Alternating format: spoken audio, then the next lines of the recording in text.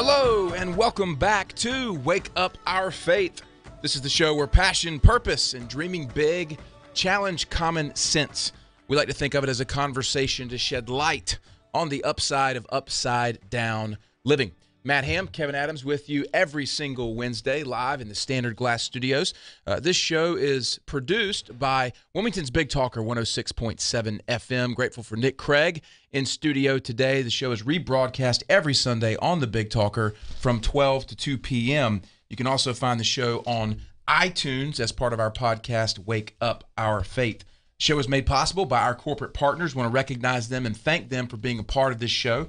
One of them being Freeman Landscaping, the largest privately owned land and irrigation firm in eastern North Carolina. Family owned and operated since 1992. They provide both residential and commercial landscaping. If you have any landscaping needs, make sure you reach out to Freeman Landscaping, 910-796-1166.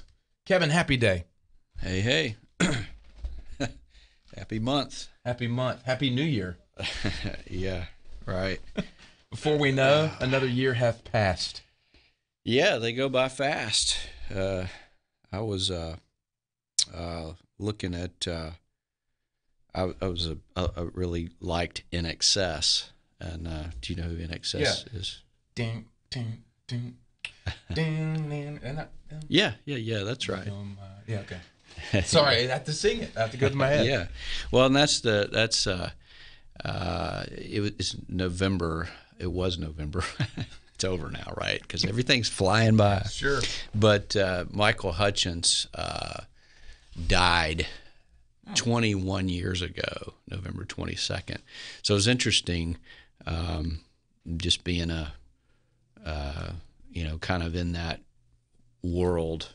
Because I've listened to them from way back, from probably 82, Shabu Shaba. I mean, just music was so good. And anyway, but it blows me away that this guy has been gone for 21 years. And so, I think, gosh, where did he go? It's crazy. And he was a lead singer, I'm assuming. I don't know the... Yeah. Okay. Yeah, right. Was he one of those... 20. I mean, was he a young guy when he passed? Was he 37? 37. Okay. Yeah, same age as kind of in the same range of U2 and REM and those guys. Yeah. Born about 1960, a little bit older than me. I was in high school and followed all those guys, and anyway, it's just good surfing music. Just really good stuff. One of the biggest bands that Australia ever put out. Yeah. Did he, and then Men at Work. I always think about Men at Work. I like Men at Work. Oh, yeah. They were good. Their lead singer has that interesting voice. Colin Hay. Okay. See, you get with these names. I was in 11th grade when they started to get some radio play in the U.S. That's cool, man. Yeah. It's funny to think about, which, guys, this is the show. We talk about whatever God puts on our heart. We kind of follow that wherever he leads and hopefully brings some wisdom and encouragement into it. When I think about musicians like this, did Hutchinson, did he pass from like a drug overdose, or was it some type of situation like that, or was it natural causes like cancer, or? Well, I think it's unknown. Okay. It's Hutchence. Hutchence, okay, by the way. He had some depression. He was on Prozac, and of course he was alcohol induced. A lot of different things, but apparent suicide. But maybe in a moment. Okay. There's a moment that happens where people fall into that because of a host of circumstances, chemicals, all kind of things. That there wasn't ever any intention up to that point. It just happens. And I'm not a psychotherapist, but, seen it enough to know that people don't, that type of stuff, people don't plan. It just happens because the world caves in on them. Yeah.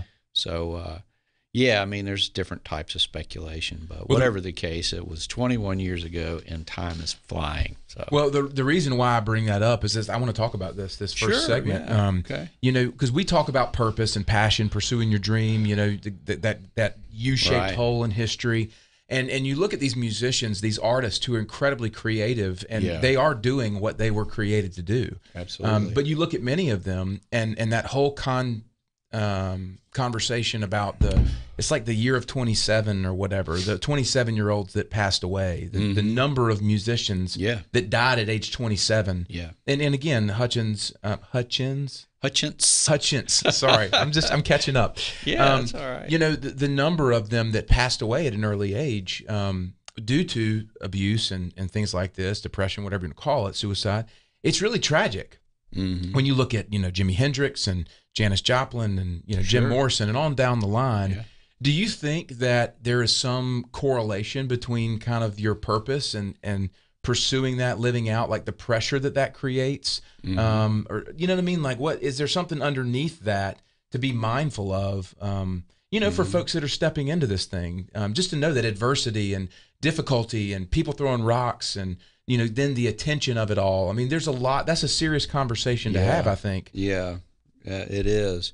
Well, think of it this way: if you, it takes a lot of courage to walk on a high wire or get on a trapeze. These are things probably young people today don't even think about, but a few generations ago they were kind of mystical and magical and wonderful things you can see in a circus. Or so when you do that, though, you have a safety net. And that's the idea of I'm led by my courage. I'm led by my feeler, if you will, but I'm not throwing my thinker out either. You have common sense. You apply to it. You're not led by common sense, because then you wouldn't get up there. Yeah, you'd just be the guy that stares at the net all day and says, "I hope it doesn't break. I hope it doesn't break. I hope it doesn't break." But you have to be led by something beyond your logic. Otherwise, you're trapped in that. And so think of it that way. Well, I think what happens with these folks is they gain. It's not about too much personal freedom. I hate when people say that. That's just stupid. We need to all have tons of personal freedom, but what we need to have is faith underneath it and being spirit-led, so that we have the wisdom of God to build it upon. So, without that, then you run into no safety net.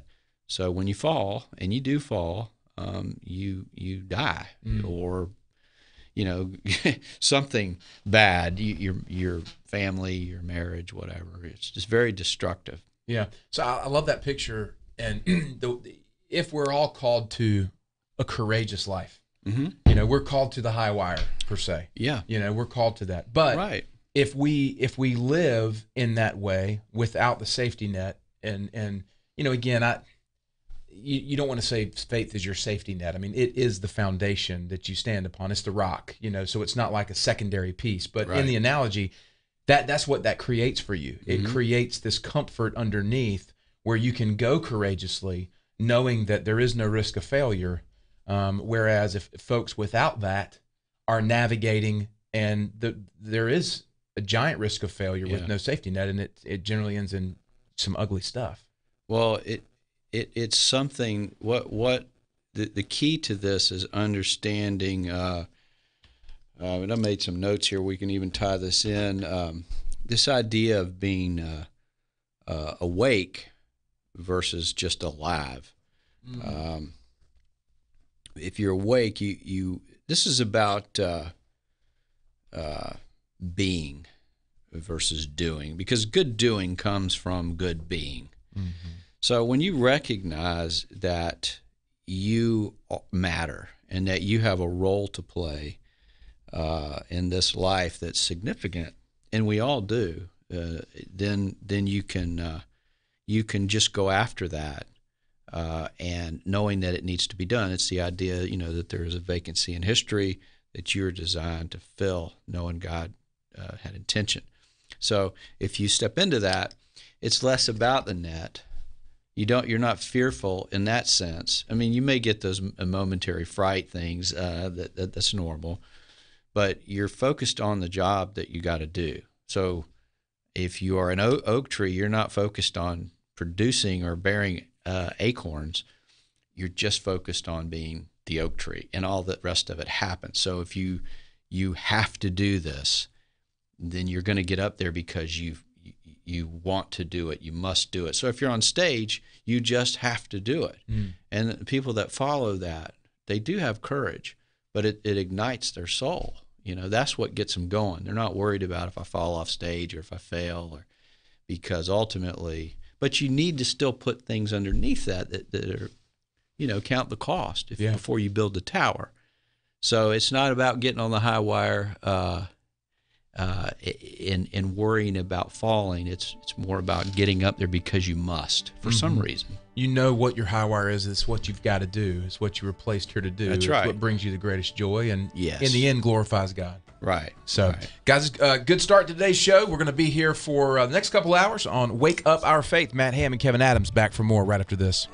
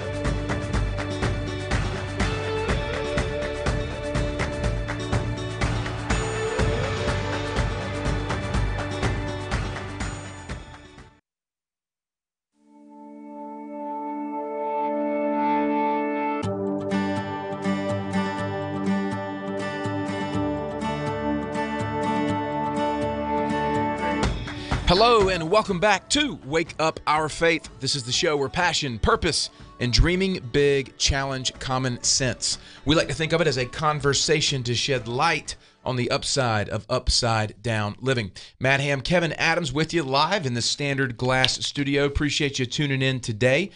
We want to thank our corporate partners for making this show possible. One of them being Physical Therapy Services of Wilmington. That's ptservicesofwilmington.com on the web, or you can give them a call at 910-763-8286. They've been serving southeastern North Carolina since 1983, family-owned and operated. Make sure you give them a call for any of your physical therapy needs. Today, guys, we are talking about the idea that life is fast. And we used kind of some stories of some famous musicians that died way too soon, way too young, kind of ahead of their time, if you will. But they died under the burden, kind of the pressure of their calling or their purpose, pursuing that, but not having this safety net of faith underneath it, not having a foundation to stand on other than their own strength and their gift. And when their strength or gift failed, they failed with it, and it led to this kind of ugly place. Mm-hmm. Kevin, one of the things that, we are very intentional about with our organization, YouPrint, and walking with people, you phrased the question this way: will you be in the same place a year from now? Mm-hmm. And that's a great question. It's one that most people probably don't consider, but we wake up every year, this time of year especially, and it's like the rush of Christmas and then New Year, and we have the same things we're trying to accomplish. But do we ever really move that ball down the court, or do we move it down the field? Are we advancing that idea? Mm-hmm. And you use the analogy of being awake versus being alive. Mm-hmm. And I think as it ties in is just being alive, just going through the motions, same place next year, right? Alive and kicking, right? Well, you can be alive and not be awake, but you can't be awake and not be alive. You have to have both. So one is greater.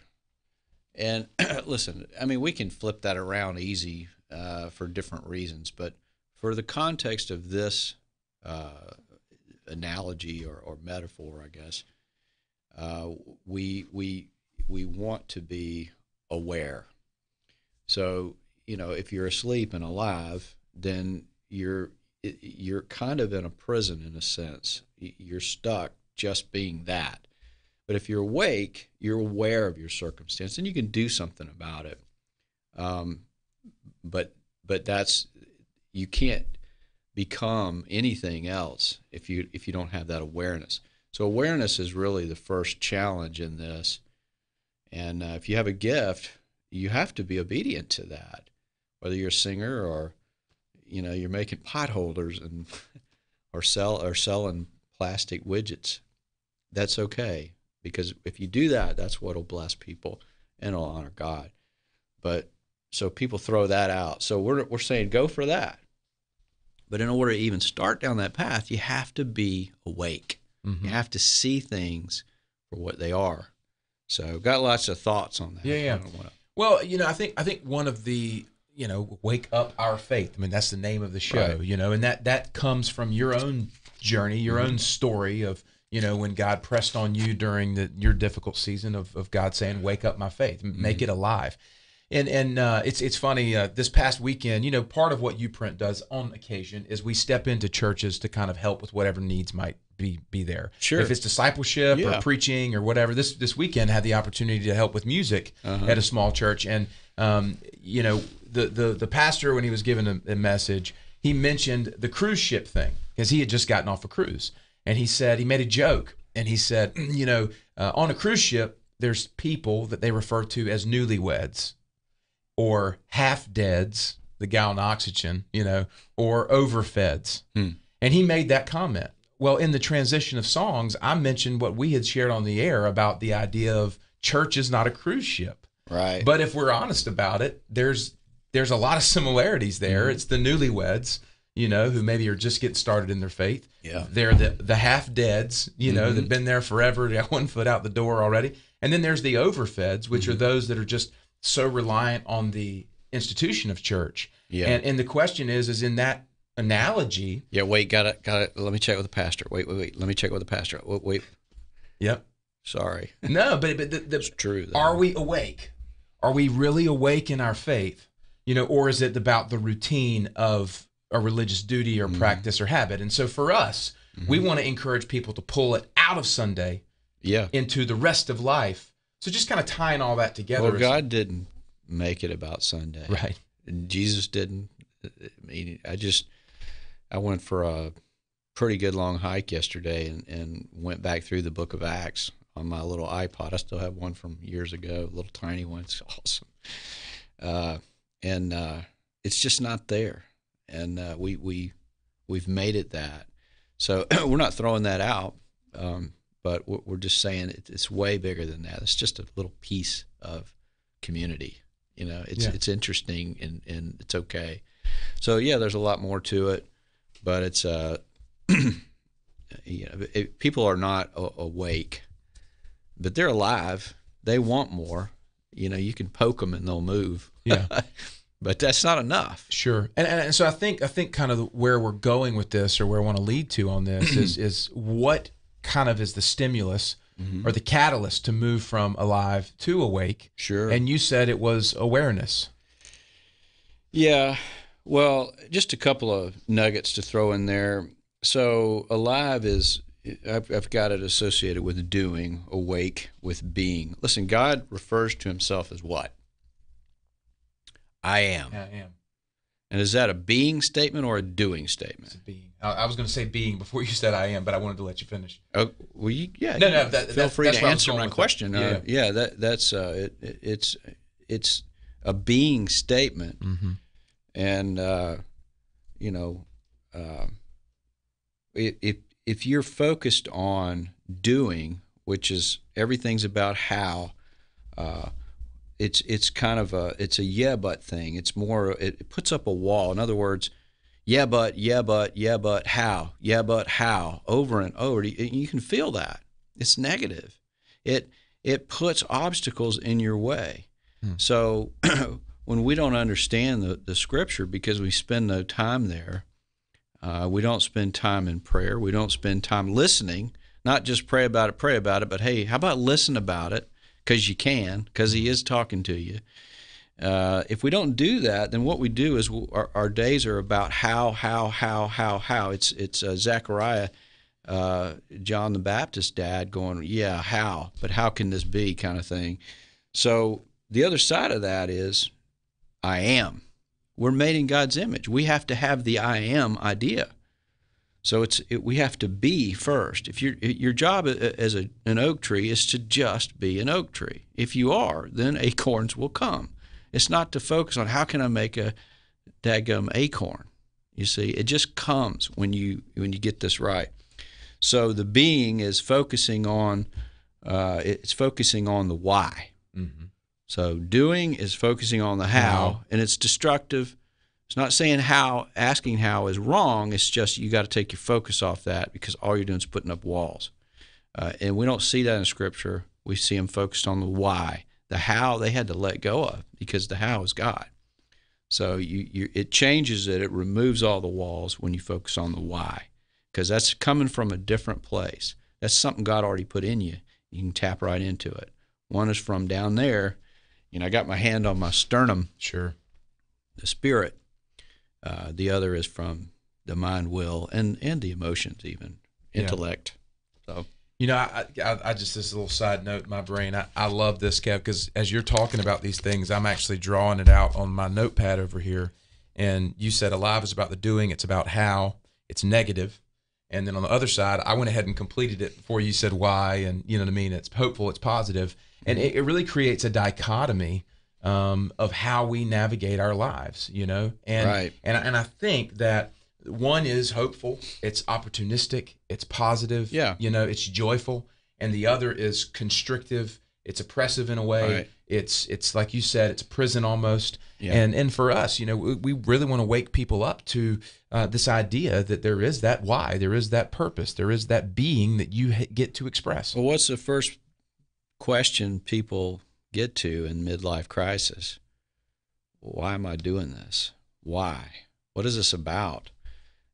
They're not asking how they did it or how they can go on. They may get to that, but really they're going, why? What is this about? So you need to know your why.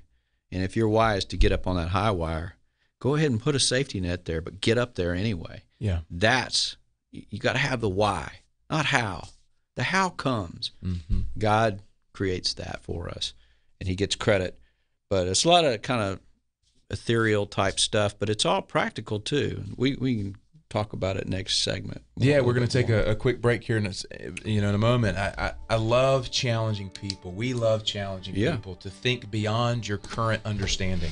You know what I mean? You will not grow beyond your current level of understanding. Right. So rest in God's. It's immense. It's immeasurable. It's great. So step into that instead of the confines of what you already know. Wake up our faith. We'll be back for more right after this.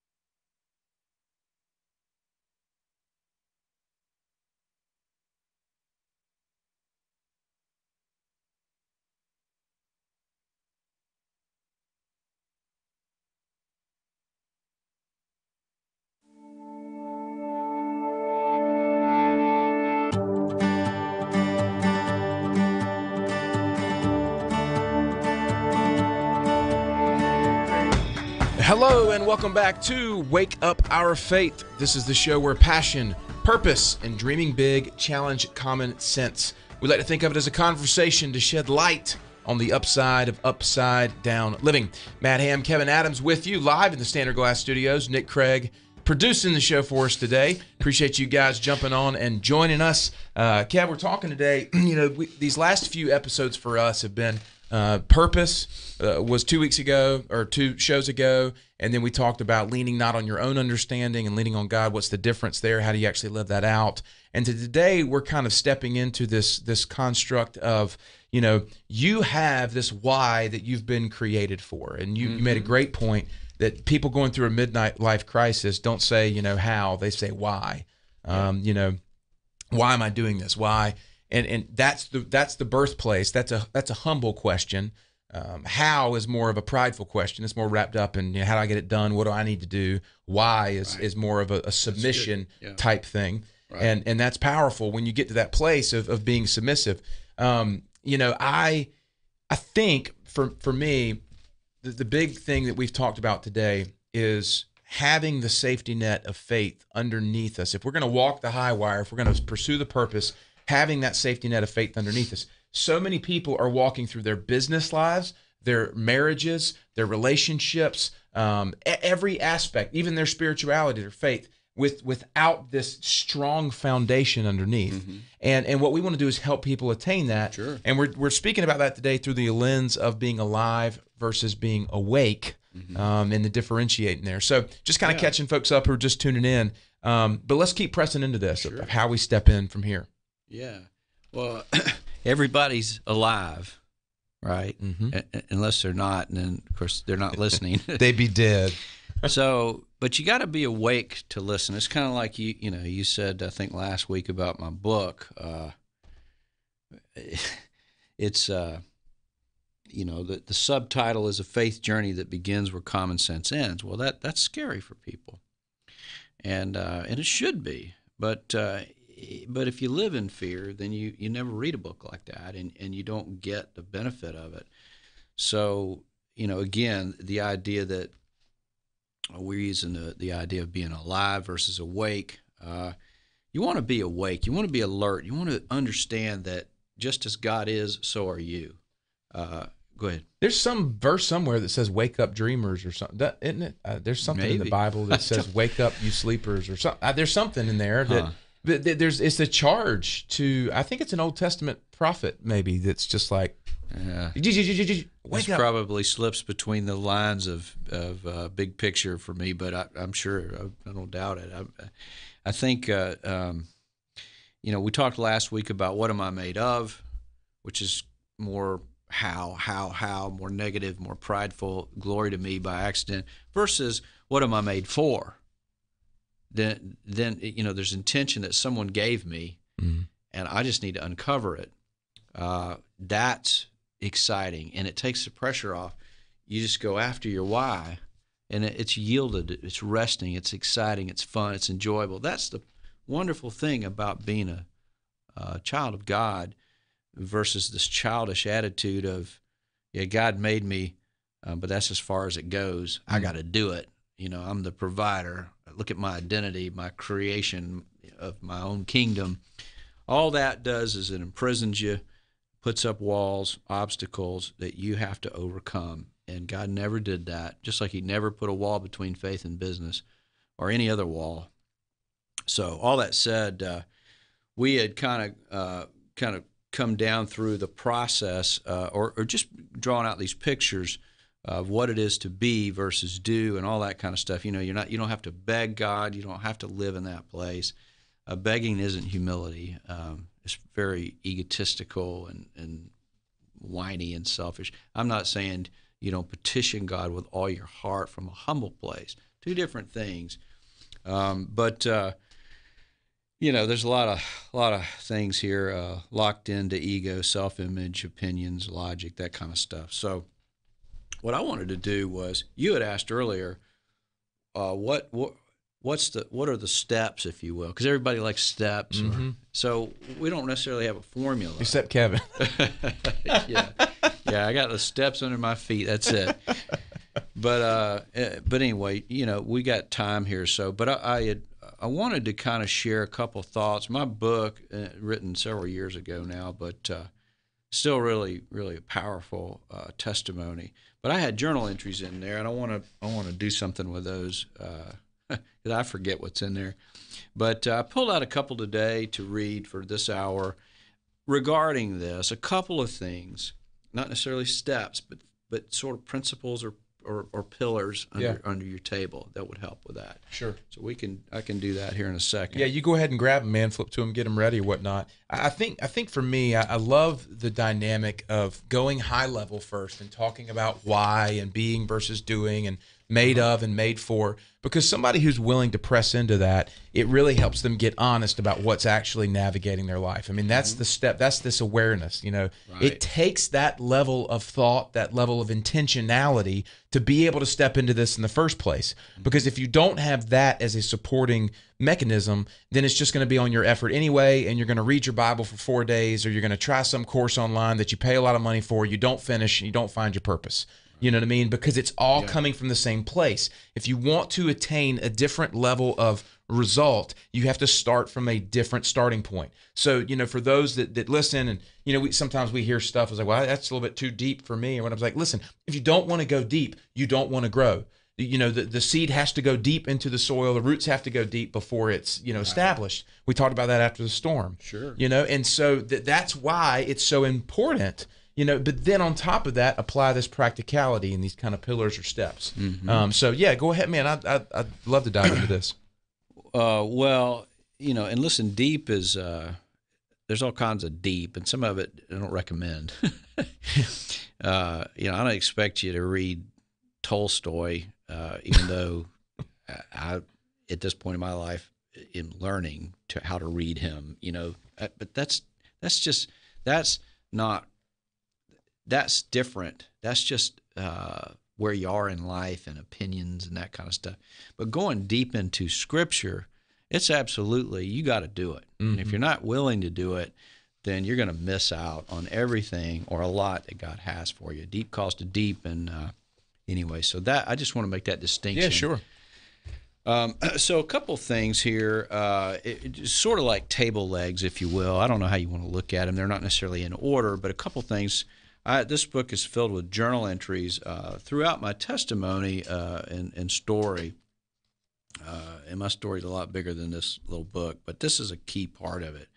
So part of this is in the idea of being, you have to let go of self-image and the opinions of others.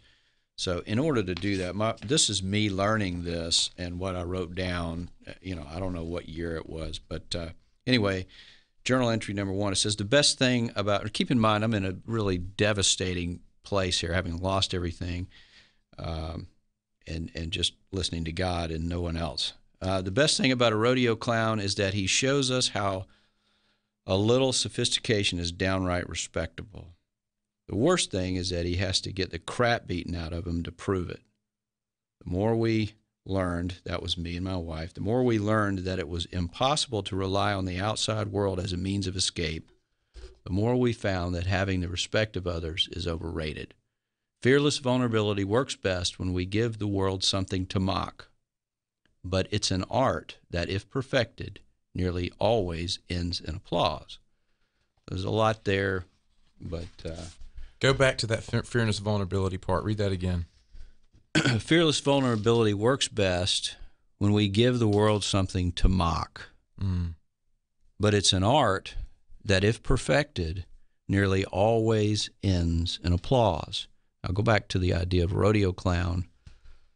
What do? They make us laugh, but they have to be mocked to get there. So your purpose is on the other side of letting go of that, letting go of the fear of that. Fearless vulnerability. Another topic, this is a major pillar in becoming who you are. Letting go of self-image and the opinions of others, because so much of who you are is wrapped up in what other people say you are or who other people say you are. Your own self-image, which is constructed a lot and maybe even mostly out of what other people think. You know, going back to this show, I have this picture of Jimi Hendrix in my mind, and we talked about these artists that died too young. Hendrix was iconic to me in that he was so far ahead of his time. Mm-hmm. But he was so off the charts with what he was doing. I mean, any type of great musician. We talked about Bohemian Rhapsody the other day. You know, it stands to be mocked in the beginning, and I love that fearless vulnerability. Man, this is just powerful stuff. I wrote it down. Fearless vulnerability. Just a great phrasing there. That's Kevin. Just so beautiful way with words, the way you craft them and put them together. We're going to dive into more of this. Matt Ham, Kevin Adams, you're listening to Wake Up Our Faith. We'll be back for more right after this.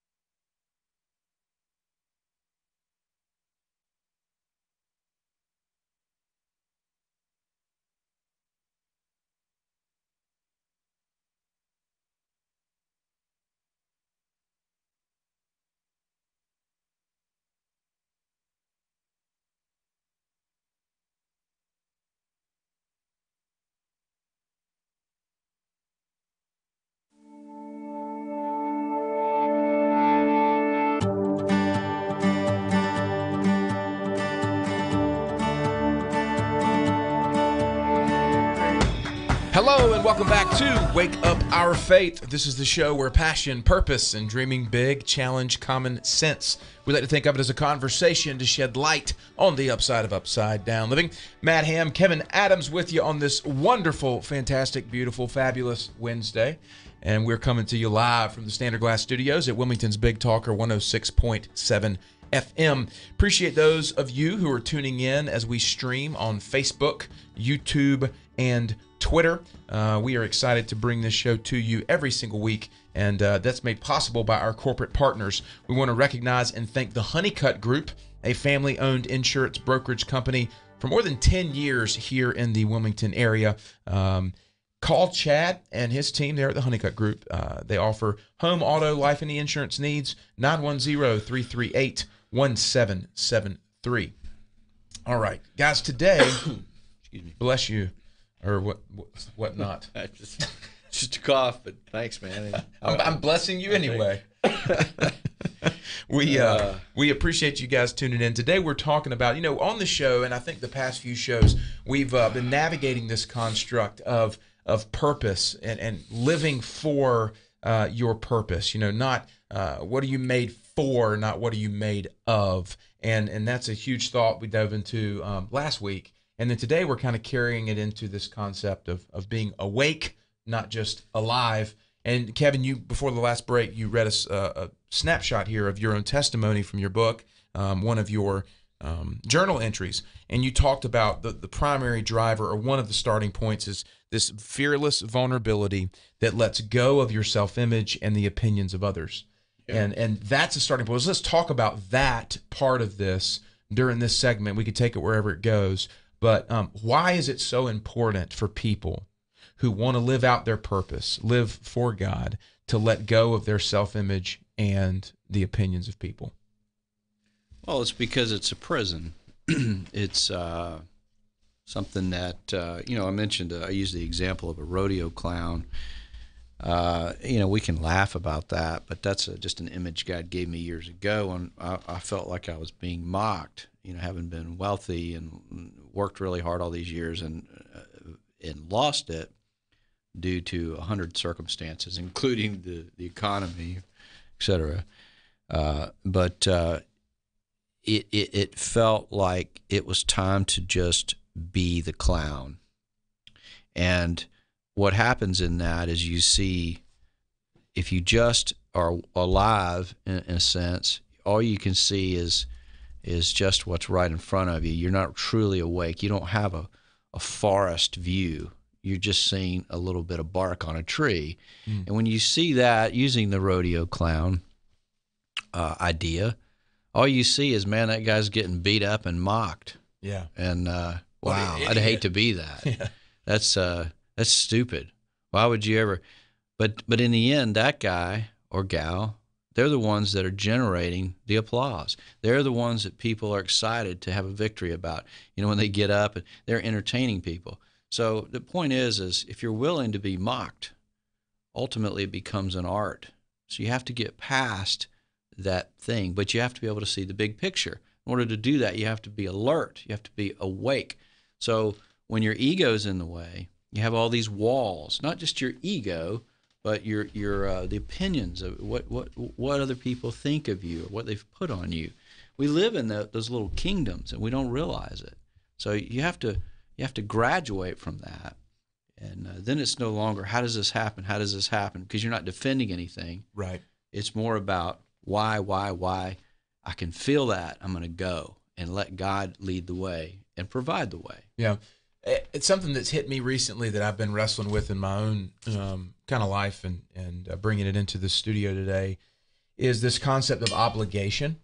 I dislike very much obligation anymore. I think there's a time in my life when you live by this sense of obligation. Well, I got to go do this and I got to go do that, and sure. I probably should do this, and I think there's this nobility in it. There's you pat yourself on the back. That's the good thing to do. Right. It's the right thing to do, and I'm obligated, so I'm going to go and do it.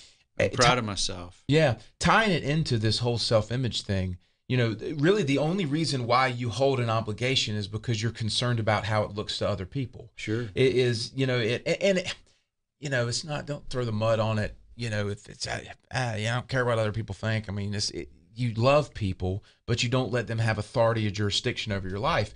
And so while we're living by all of this obligation, it's robbing us of freedom. Mm-hmm. And it's robbing us of authenticity. Sure. So you said it's a prison, but if we're living from this place of self-image, this place of obligation, this place of, nobility and duty or whatnot, it literally, it's that whole concept of freedom, and that is that prison thing.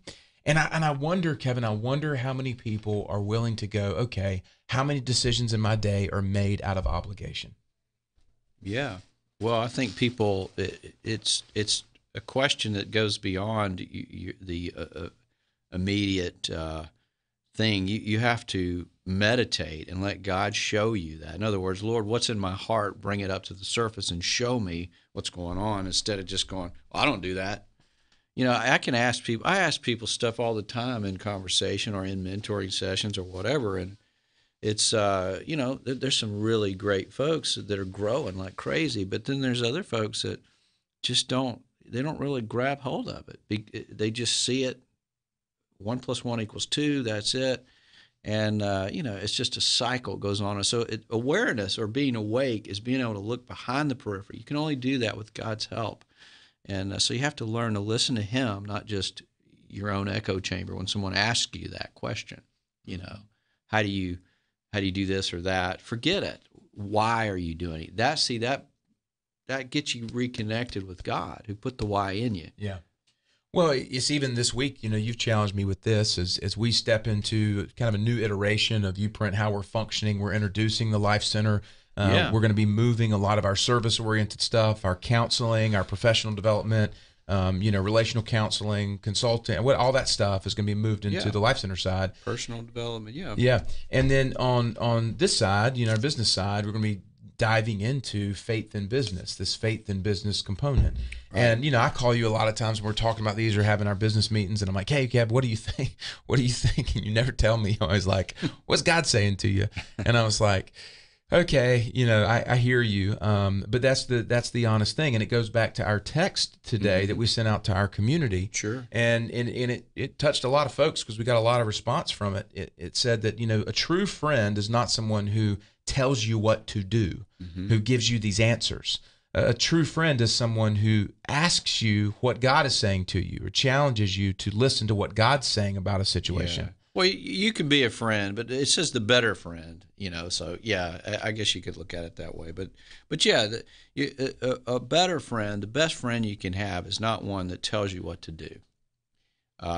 It's one that asks you, what is God saying to you about it? It doesn't mean they won't give you their wisdom if you ask for it. It just means they're going to put that secondary, and you take it in that order. You listen to God. So yeah. So back to your thought, but that is the idea. A real friend is going to help you learn how to listen to God, help you develop your listening skills, not someone who's going to have all the answers. Sure. Because if you're listening, and you have someone you can trust for wise counsel, it'll always work in conjunction if it's from God. And I think that's how our relationship works. No, I definitely do. I think one of the things that I'm becoming aware of too, as you mature in this whole process, right, as we walk with people who mature, you begin to be able to navigate your other relationships in a different place. Yeah. Because you have not given them that authority. You're really not concerned about the self-image. So I'm not beholden to you because I'm trying to get something from you. Right. I'm here, and I'm honest and I'm open. Well, that's the only way you can truly love people. Yeah. You can mail it in, you can halfway do it. You can do it obligatory love, which I got to feed my kids kind of stuff. But you have to get past all that, put God first, and ultimately then you can truly love like God. But that comes at letting go of all that, what people think. It's not throwing out people's opinions like, I hate it, I don't care what anyone thinks, and reckless. It's just saying those things that God will show me what's right and wrong first and above all that. And, that way you're not beaten up by the critics, but you're not enthroned on their praises either. You're right going forward. And but it doesn't mean there isn't some wisdom in there, woven in there. So it's not this crazy, throw it all out recklessness. Right. It's a safety net. But I'm going to the high wire because I'm meant to do that. Yeah. And for me, at least, is when you start to navigate relationships from that place, it gives you a lot more clarity in the relationship. Yes. And so you end up hanging out with people and being around people that you genuinely want to be around. Right. People who share common goals and common direction. And you're not beholden and shackled by relationships and obligations that aren't growing you. You're a hollow vessel. You're ready to love from God through you to them. Yeah. Absolutely. It's a beautiful thing. Guys, we've got another hour of Wake Up Our Faith. Come back for more right after this.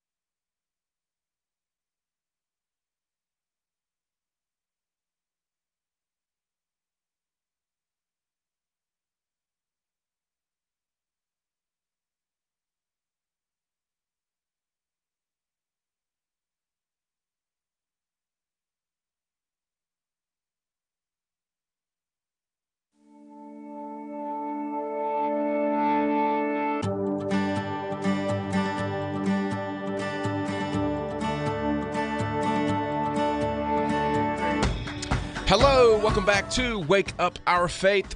This is the show where passion, purpose, and dreaming big challenge common sense. We like to think of it as a conversation to shed light on the upside of upside down living. Coming to you live on the second hour here. Happy Wednesday. Matt Ham, Kevin Adams. We're the co-founders of Uprint, a faith and personal development organization. This show is all about diving into ideas, thoughts that help you bridge the gap between Sundays, wake up your faith, and then live it out in the world. Today we've had a great show. The first hour was fantastic, talking about the difference between being awake or just alive.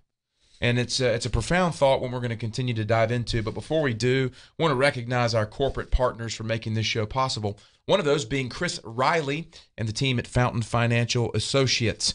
Chris and his team over there, they've got hundreds of years between them. All these guys are great guys, have been in financial services for many years. But they have kind of a motto, and that's giving clients and families a better life. They're about keeping promises. So we're grateful for Chris Riley and the folks at Fountain Financial Associates for being a part of the show. You can give them a call, 910-256-8882.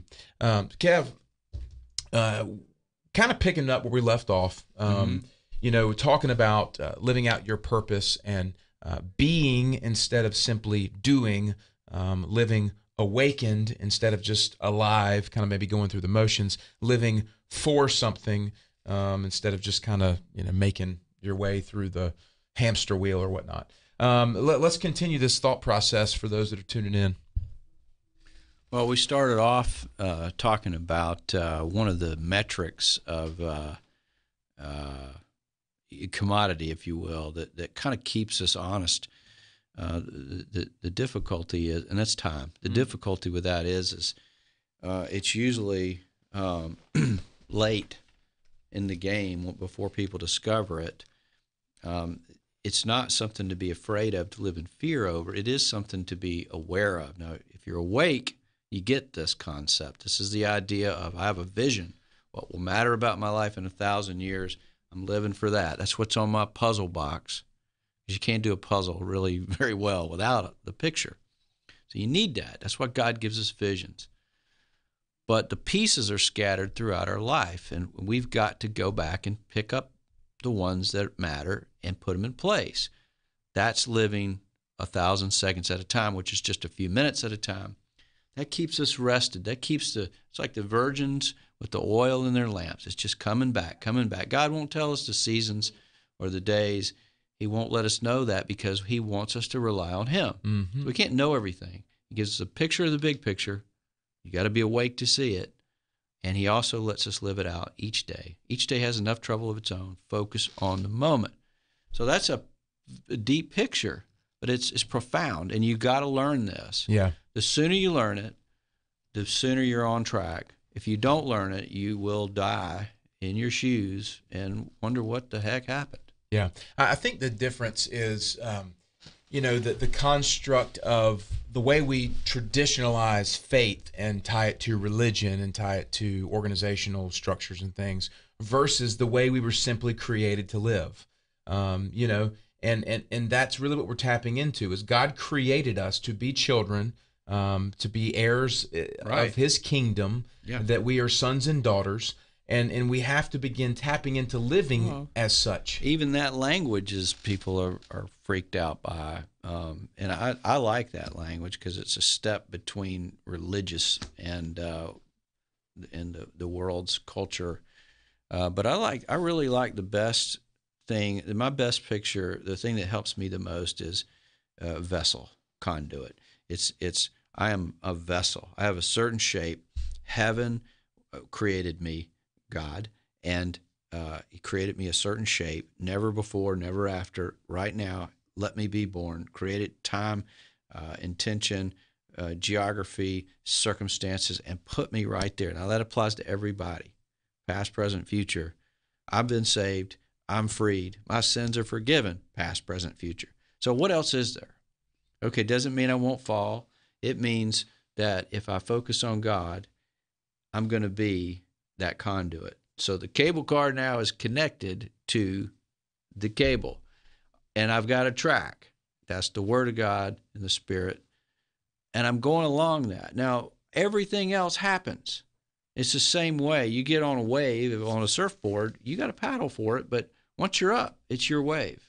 You didn't create the wave nor the energy behind it. You are just a vessel. You're riding what God's already doing. It's already blessed, in other words. And I love this picture. So I was talking to somebody yesterday, and they're later in their life. They're retired, if you want to, kind of use that language to surround it. And they've moved to our area. And, as we were talking, you started to kind of gather that they were tapping into, well, why did God move me here? What's the purpose, and why am I here? That's healthy. You start asking why. Yeah. You're doing right. Why am I here? Why am this person's in their 60s, and and he said, what I really feel like God's saying is it's because of this gentleman that's in my neighborhood. And he said, I don't know why there's this favor with this guy. He said, because we're very different. We were brought up very differently. This guy is adamantly opposed to anything faith conversation. He said, but I've got this feeling that God's got me here for this. And so as you're talking about this, these are the kind of questions you have to ask yourself. And when you are awake, when your eyes are opened, when you are aware, you're paying attention to relationships. You're paying attention to circumstances. You're paying attention to conversations and words and pictures. And you start to see that God is wanting and desiring communication with you. Right. It's like until that happens, you're not three-dimensional. Think of a statue. All right. Now this is probably out there a little bit, but grab hold of it, settle down, let your brain rest, and just listen. Right. I say that because I get tired of hearing having eggs thrown at the deep stuff. The deep stuff's what changes your life. You can drown in the shallow end if you want, but think of a statue. Let's take the Statue of Liberty. All right. That thing, you can see it. It has scale. It has four sides, essentially, if you did a slice and divide on it. It's three-dimensional. Now, if you just see an outline of it, then it's not. But even worse, now this is where people are versus where God is, in a sense. Imagine that statue. Just put some chalk on the bottom of that statue. Now put that statue down on a piece of black felt and then lift it up. What do you see? You see the shape of the bottom of that thing, or maybe just a chalk outline. So that's all we see when we stay wrapped up in this prison of logic and common sense. God is so far beyond that. And yes, we agree with that. But people stay there. And God's saying, I don't want you to stay there. In fact, I just got you started there. Let go of that. So it's the difference between being like a chalkboard stick person, and that's the world they live in, right? It's from this side of the board to the other, versus being three-dimensional. You live outside of your mindset and your construct and your ego, and you can live as a vessel from heaven with the power of God, and He will give you the desires of your heart. Yeah. But you got to take that step. I'm thinking right now of C.S. Lewis and Mere Christianity, I think it was, which we both love Lewis's writing. I mean, if you're a true blue believer, I mean, I think he challenges folks, and that's why it's still good, 60 years after he's passed. He talks about the new man, and he's like, God's plan A was creating men in His image and having them become like Christ, who was the original man. Right. It is a living, breathing, 3D, intricate, vessel, like you said. Okay. I love this idea is that we're to be transformed into new men instead of, like you said, the felt outline of, stick figure on the board, or, a shallower version of that. I feel like it has no depth. That's where no depth leads. Right. It leads to flat world. Yeah, absolutely. Paper guy. And I think for us, the heart of the challenge to me is to help navigate and walk people to that place. But knowing that that's something that God also completes. And going back to what we were talking about in the first segment, is, once you get to this place, you begin to navigate relationships from a better perspective, and you begin to see kind of where people are, and God gives you the ability to be able to speak into their life right where they are. And I think that's what you do so well, when you are walking with people. Well, listen, we talk about different things on this show, and I don't know how much are we out of time here? Yeah, we'll go to the next segment. All right. Okay. Yeah, we're going to take a break, guys. We got a segment. You are listening to and watching Wake Up Our Faith with Matt Ham and Kevin Adams. I want to encourage you guys to dive in and be a part of the Portable Faith community. This is one of the ways that we walk with people on a daily basis. It's just challenging thoughts and encouragement each morning right to your device. You can become a member, subscribe for less than a few cups of coffee each month at wakeupmyfaith.com.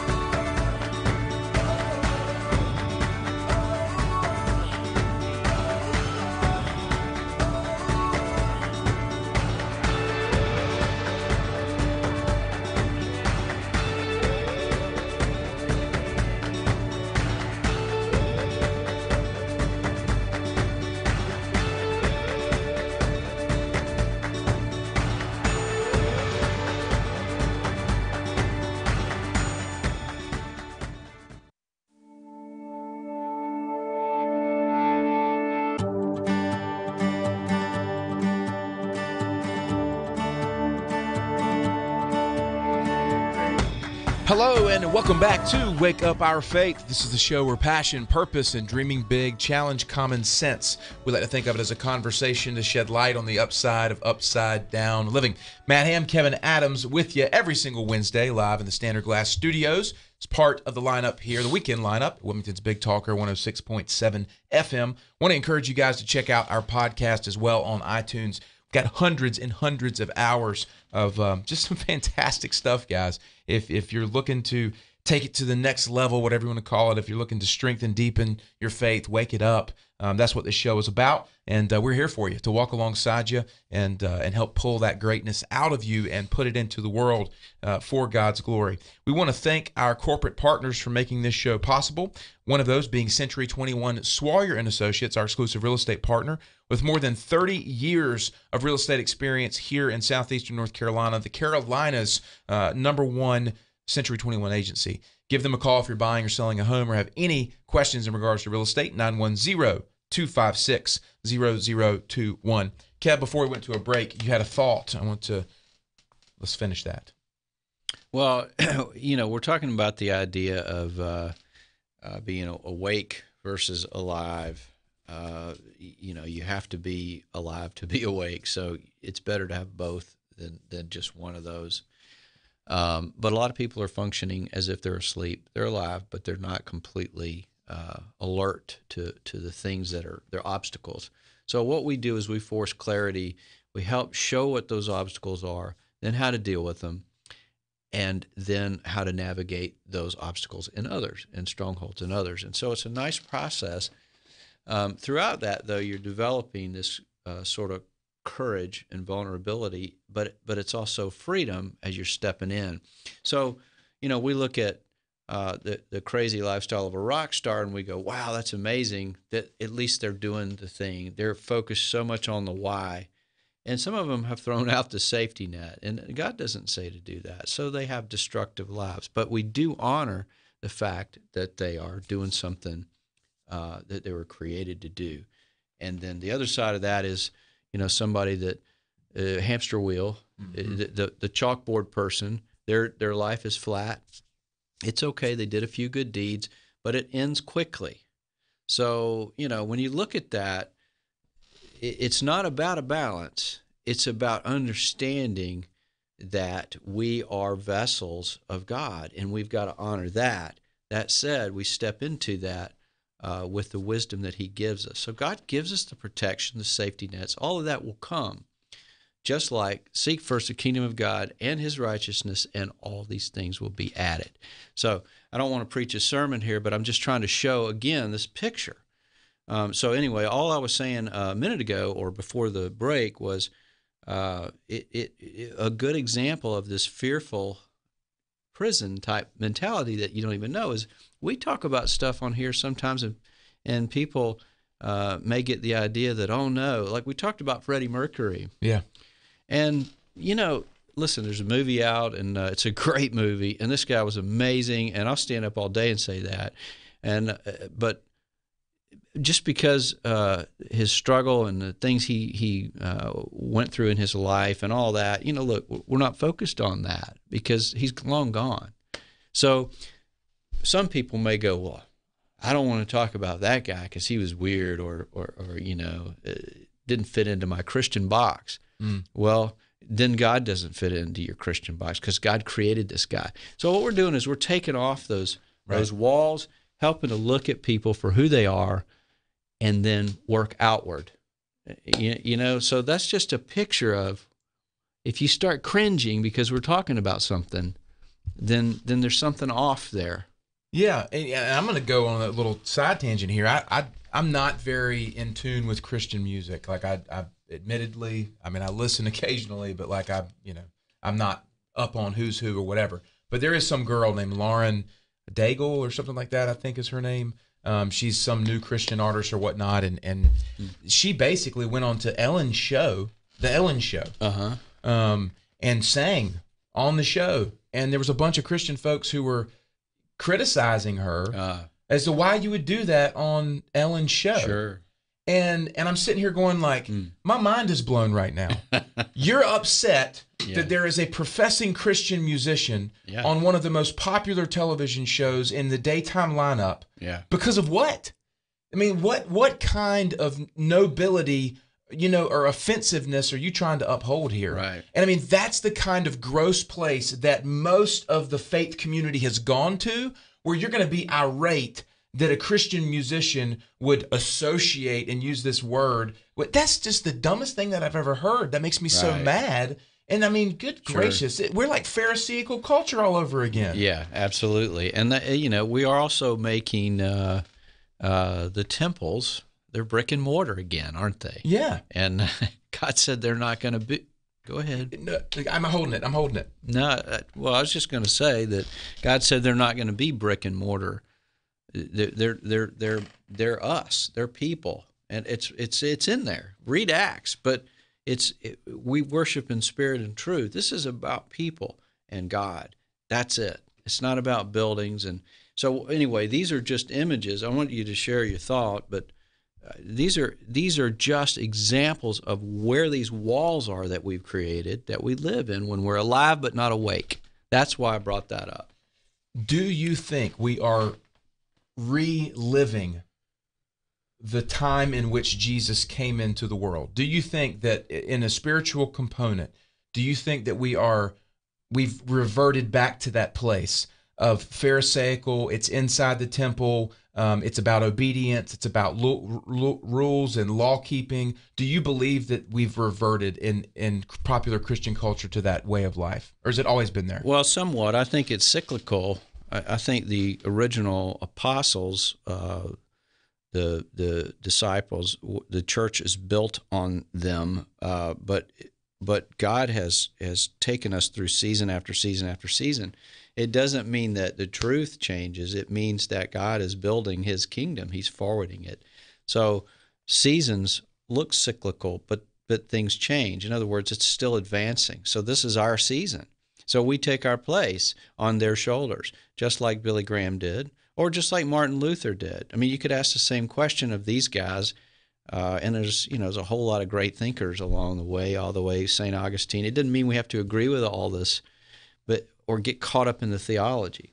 But check out the hearts of people like Hudson Taylor or George Mueller, or look along throughout history, and you'll see this is cyclical. But yet it's advancing, just like a wheel on a car. So, yes, these things raise their head again. Every generation needs new words. It needs new people to sing. There's nothing new under the sun, but it is cyclical. Yeah. Well, we're here now. We have our gifts now. It's time again for this generation to hear the truth, but it needs to be reset back to it. We need to clarify it again. This is about people and about God. Mm. It's just beautiful to me as we're talking about it, and I love where this segment's gone because it's just coming from this raw place of just passion and just realness and truth. Yeah. You've got the Pharisees condemning Jesus for eating with tax collectors and prostitutes. Right. And they're inside the temples gathering, and that's the way their religion functions, and the fact that they missed the Messiah. They missed the kingdom of God. They did. Because they were wrapped up in the kingdom of religion, the kingdom of the world.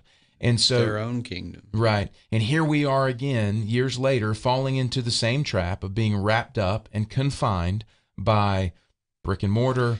And that's because it's human nature to follow the intellect or the mind, will, and emotions, being led by the flesh or the soul rather than the spirit.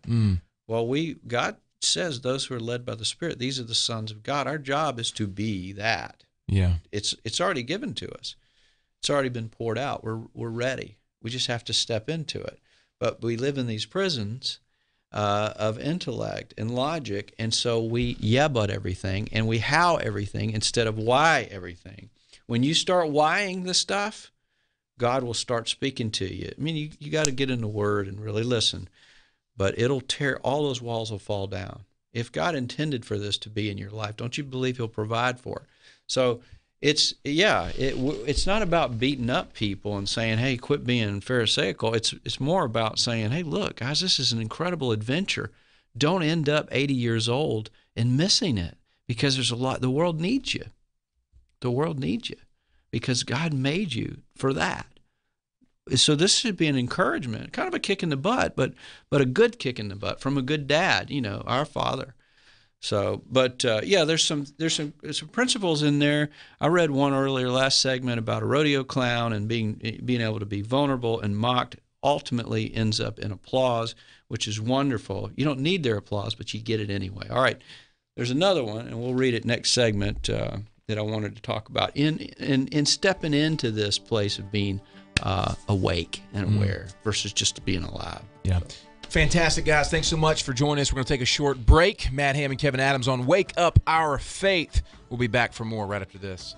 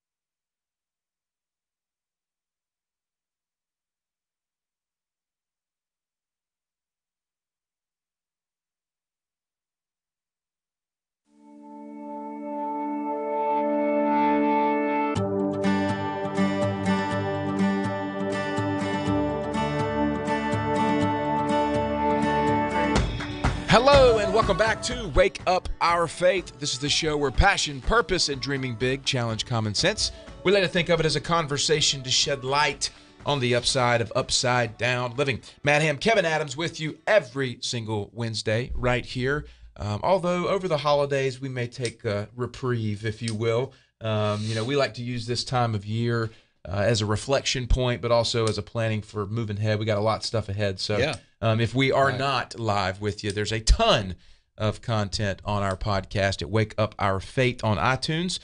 Great episode today. Before we dive in, want to thank our corporate partners for making this show possible, one of those being Chris Hutchins and his team at Guaranteed Rate Mortgage. More than 20 years in the mortgage business. Whether you're buying a home, refinancing, make sure you give Chris and his team a call. You're getting ready to have a new office opening. We'll probably somehow be involved in that, maybe with one of our faith and business ventures, so you guys stay tuned there.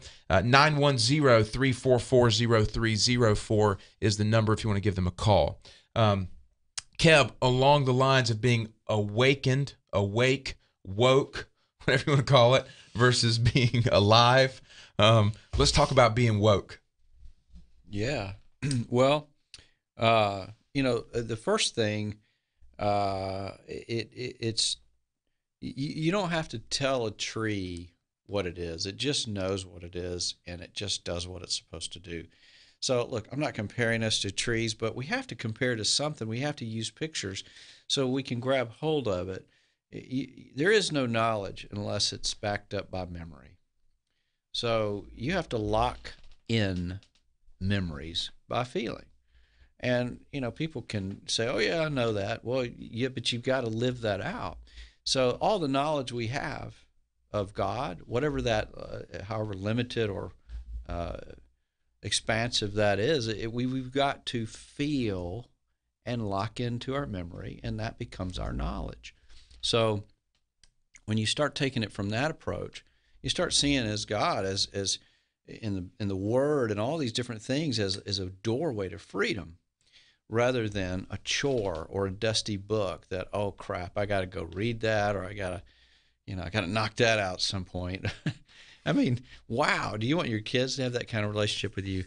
Of course not. So God doesn't either. But He's given us all these tools.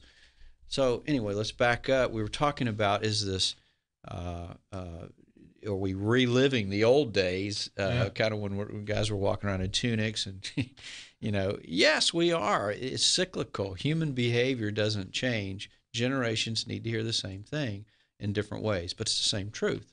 So this is our time. This is our culture. We're born. We are just as important as Paul and Peter and whoever else you want to plug in there.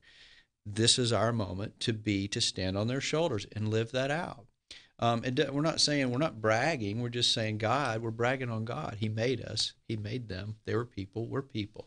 So we are living in our moment, and we have a great responsibility to honor God, but to love people from heaven into the earth. It's very simple, but religion, even church on Sunday, especially if it's really locked down and tight in flat people world language, right, then it keeps people from growing. And it's sad. It breaks my heart. So it's not saying church is wrong or bad. It's great. But the church isn't a building. It's people. And our job as people or vessels is to forward the kingdom. That doesn't change. It'll come again after we're gone, unless Jesus comes back and brings his kingdom with him. What we're focused on is what we can do. And what we can do is live our life completely obedient to him. So I've got another thing to read.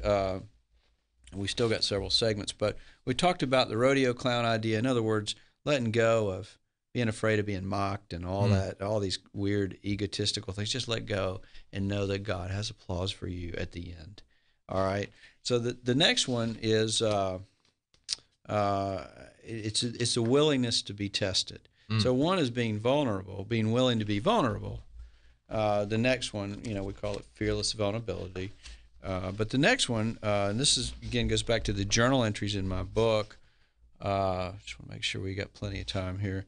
I'm kind of a slow reader, but this is one of the journal entries in my book. I grabbed it earlier.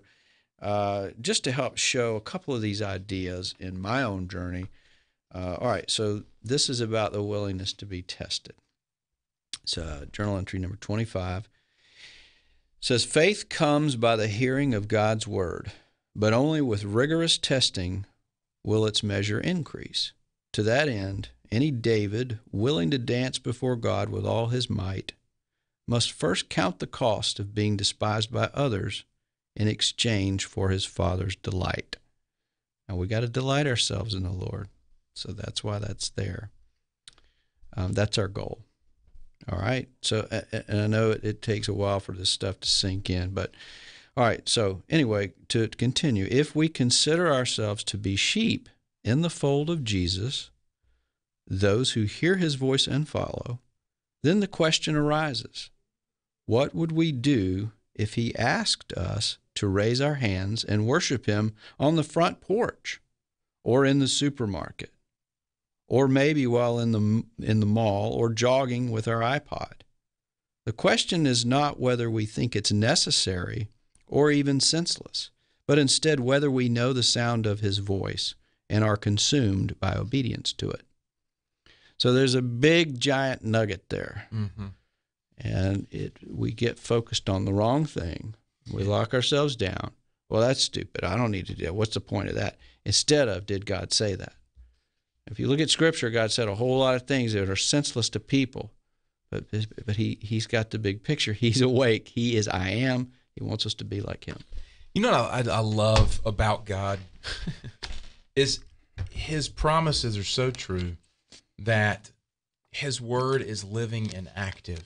And I just am so thankful that Holy Spirit had moved in my heart to start to hide his word, because you're speaking that, and I'm hearing Jesus' words that said, my sheep hear my voice and I know them.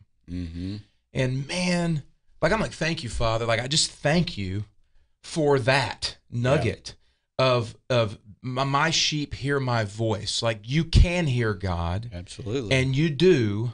And he knows you intimately. Yeah. And like you said, we cartoonize it in, well, I ain't standing up in the grocery store and saying Jesus. Somebody might be offended, or, I don't know what to say, or whatever kind of thing we paint. Do you even know his voice? Right. Do you know what the difference is? That's right. And it just takes me back to a moment, man. I was at the beach, and I am not one, like I said, that's prone to Christian music. I like an old hymn, but I'm not, I don't listen to K-Love every day. No offense to K-Love listeners, but I was at the beach, and I just wanted to worship. I just wanted to worship, and it was like, God was just to worship me here. And I'm closing my eyes, I'm sitting on the beach, and I'm worshiping, and I open my eyes, and there's people around, and I'm like, I don't care. You know what I mean? I don't care. I'm not here for your applause or attention or whatnot, but that's just something in my own life. As you're saying that, it just brings it out to my own heart, and that's just so pure, man, and just so real, and I'm just so grateful for a God that allows us the capacity to hear from him and worship him as he leads. Yeah, yeah. Well, this is the call. It all has order, and it all works, and it's beautiful, and he created it. So we give him credit for it, lip service, but they're like air kisses. They very seldom get beyond our own lips, and God wants more than air kisses. He wants to live through us, and it's so powerful when you grab hold of this. You pop out of the matrix. There ain't no going back. You recognize that he's got it planned out. All you have to do is follow it, and he'll provide. Everything works. But if you backpedal, if you keep going back to that same old place, at some point, I believe, he's going to let you sit there until you get hold of it. What we're talking about is go after it, because if you don't, this thing's flying by. I mentioned Michael Hutchence at the very beginning of our show, only in the fact that, I don't have any respect for a lot of things he did as a man, but I love that music, and but what I was talking about is his life's over. He lives on in his music, I guess, in a sense. I don't know what he believed, and I'm not even talking about that. What I'm talking about is it can end quickly but go be the thing you are, because it is so fast. Even if you live a long life, it's still dust. It's still very quick. So what gives you the ability to matter, the true value you have, is to understand who you are in relationship to God and what he wants to do through you. And that's eternal. So you don't die. It goes on. Yeah. It's a beautiful picture, guys, and it is the picture of identity. And like you said, kicking off the segment, if you're an oak tree, be an oak tree. If you're an apple tree, be an apple tree. But you don't have to question, am I a goat? You're not. You're not. We're going to take a short break. We'll be back for more right after this.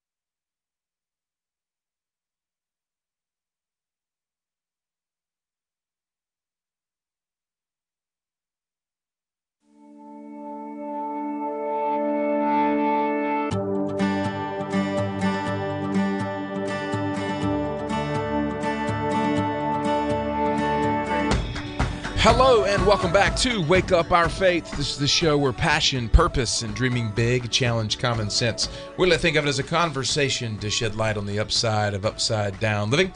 My name is Matt Ham. With me every week is Kevin Adams. We are here together as the co-founders of YouPrint, faith and personal development organization, helping people bridge the gap between Sundays. Had a great show today, Kevin. I don't know why I just felt the need to pick my microphone up, and I feel like Bing Crosby or something. No, I mean, it's Freddie Mercury right there. Right. He did have that long microphone stand. Broke it off in one of their first concerts, and he just kept doing it the whole time. I can't sing like that guy. I'll tell you that right now. Oh my gosh! I tell you what was really funny. Talking about Freddie Mercury, we had the show about the Bohemian Rhapsody and kind of him living out his dream. I mean, we've talked about it a lot lately. I found something on YouTube the other day, and it's this comedian, I guess, this African American guy, and he listens to these songs for the first time. And it's him listening to Bohemian Rhapsody for the first time. So it's like recording his response to seeing Bohemian Rhapsody. And it's so funny because he's like, oh, no, it didn't. He's like, and he's going, dang, yes. He's like, that's cool, man. He's like, but he's getting into it. And it was like, man, that they had a way about being able to do that. Cool. So yeah, that is good. Before we jump into the last segment here, we want to thank our corporate partner, the folks at Seacoast Skin Surgery, Dr. Greg Veman and his ministry, Everlasting Strength, right upstairs here in Howell Creek Landing off of Eastwood Road, kind of behind Mayfair. Dr. Veman and his team are fantastic, great group of people. Feel free to give them a call, 910-256-2100. Kev, we've been talking about the difference between being awake and being alive today, and you've provided some very practical and tangible examples from your own testimony about what people can do or how they can begin to step into that. And the first was this idea of fearless vulnerability, that you have to let go of your own self-image and you have to let go of the opinions of others. If you're holding on to your self-image, if you're holding on to the opinions of people, you will never be able to tap into what God is doing or saying, because you'll always be guided by this other thing instead of Him. And then you said the second is this willingness to be tested, this willingness to be tested. This is the part that I think keeps a lot of people shackled, because they don't like pain. They don't like discomfort. They like the status quo. They like predictability. They like control. They don't like, especially when it comes to people might like to be, what's the word?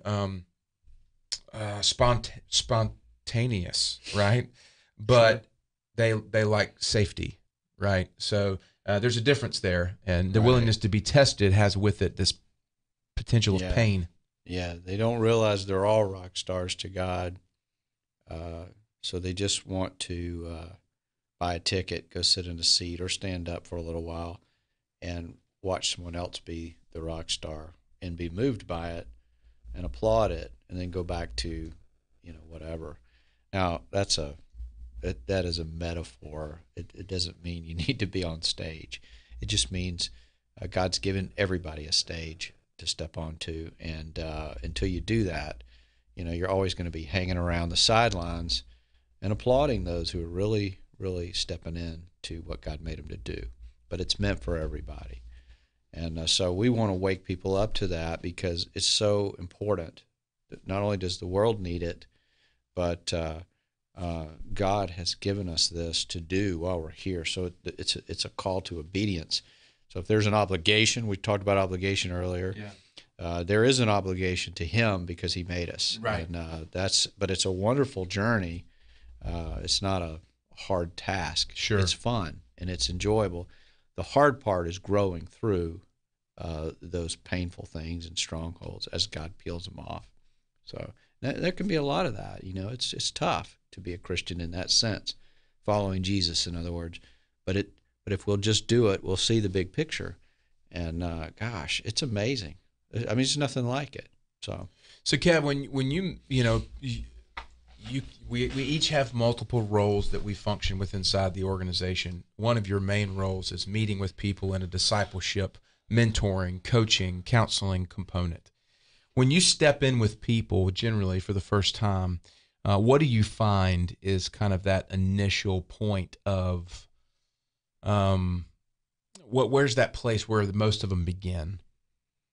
Well, I think people generally have some sort of pain, because you get to a place. If everything's comfortable, you can boil a frog slowly. Right. He's not going to jump out if you put him in cold water and just turn the heat real low and let it gradually.